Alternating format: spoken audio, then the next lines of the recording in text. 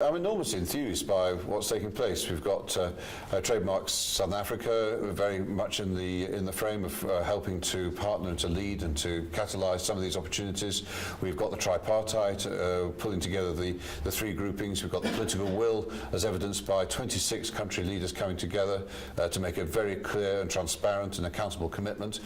We've got those of us who are the partners through donor agencies and the private sector all wanting to contribute to a strategic approach, which is now very much more clarified for people to see how the opportunity can be gained by having this consistent approach. Now the momentum is there. We need to really back into that momentum and to get this thing done. The economics of business have never changed. So long as you've got something that meets people's needs or wants and you can make it available to them and at a price they can afford, then you have good business.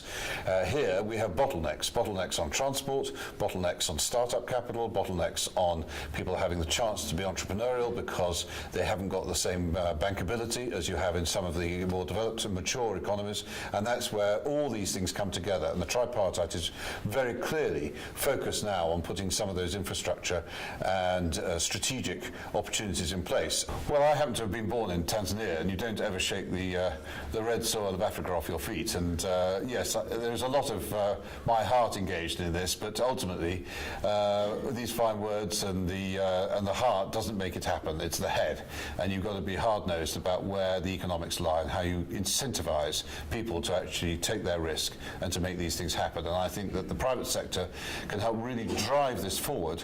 They will, of course, have to carry some of the risk burden in terms of financing, and the banks need to play their part, but equally some of the pump priming that is going to come from governments coming together, securing some of the donor funding, which can be well directed, and to make sure that Southern Africa can deliver on the vast potential, unquestionably, that it has, above all for the huge numbers of people whose pent-up aspirations to be able to have a good economic life, to be able to make a contribution to their societies and their communities and their families, and above all, to be able to feel that sense of independence and pride that comes from having a good job and doing your job well.